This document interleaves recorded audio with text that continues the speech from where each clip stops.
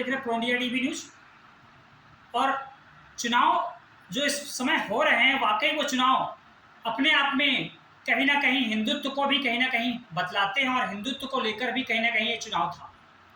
चाहे वो बात हरियाणा की हो, चाहे वो जम्मू और कश्मीर की हो। आज इसी सिलसिले में रविंद्र के द्विवेदी जी से हमारी पुनः बातचीत होती है। वाकई इस चुनाव में उनका भी बहुत बड़ा एक योगदान रहा है, क्योंकि उस क्षेत्रों में गए हैं और वहाँ पर बहुत बारीकी से उन चीज़ों को देखा, और वाकई जो चुनाव के जो परिणाम आए वो अपने आप में बहुत चौंकाने वाले थे, खास तौर पे हरियाणा के जो। नमस्कार, जय हिंद, वंदे मातरम।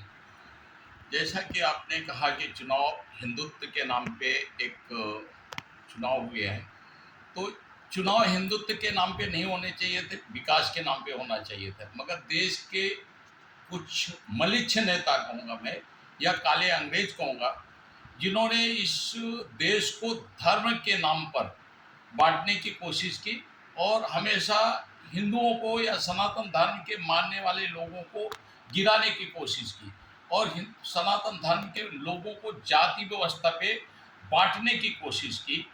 तो उन लोगों के मुंह पर एक बड़ा तमाचा था, जो जाति के नाम पर लोगों को बांट करके सत्ता का सुख भोगना चाहते थे। हरियाणा की जनता को, हरियाणा के मतदाताओं को मैं कोटि कोटि नमन करना चाहूँगा कि उन्होंने इनकी मानसिकता को सफल नहीं होने दिया।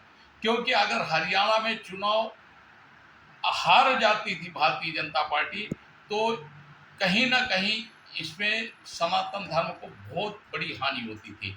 जिस तरीके से हमारे उत्तर प्रदेश के लोगों ने अयोध्या में गलती की, वो गलती हरियाणा के लोगों ने नहीं किया। आज अयोध्या की सीट हारना हमारे लिए बहुत ही एक शर्मनीय, निंदनीय बात हुई।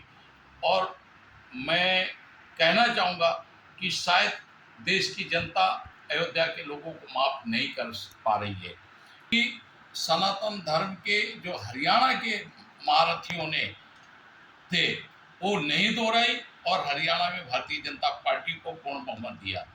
रह गई जम्मू और कश्मीर की, तो जम्मू में भारतीय जनता पार्टी ने 27 से 28 सीटें हासिल की है। रह गई कश्मीर की बात, तो कश्मीर में ही नहीं, मैं पुनः आपके माध्यम से देश के सनातन धर्म के मानने वाले लोगों को कहना चाहूँगा कि अभी भी वक्त है, आप इन जातिवादी नेताओं के चक्कर में आ करके ना पड़िए, क्योंकि ये नेता आपको खंडित करने में लगे हुए हैं, देश को खंडित करने में लगे हैं, केवल अपने स्वार्थों के लिए। आज पूरे देश में जहाँ पे मुसलमानों की आबादी ज़्यादा है, वहाँ पे अन्य पार्टियां जो इस्लाम को समर्थन करती हैं, मुसलमानों के हित के लिए कार्य करती है, उन्हीं की विजय होती है। और ये सारे दलों को समझ लेना चाहिए कि मुसलमान आज नहीं कल तो आपको वोट नहीं देगा। वो आपको वोट कब तक दे रहा है? जब तक उसके समाज का कोई हितैषी जो इस्लामिक व्यक्ति उठ करके नहीं खड़ा हो पा रहा है। जिस दिन ये बहुसंख्यक हो जाएंगे, उस दिन ये अपने इस्लामिक राष्ट्र की घोषणा करने वाले व्यक्ति को वोट देंगे। इसलिए मैं भारतीय जनता पार्टी से भी अपील करना चाहूँगा कि आपको जो व्यक्ति वोट दे रहा है, पहले उसके हित के लिए कार्य करिए।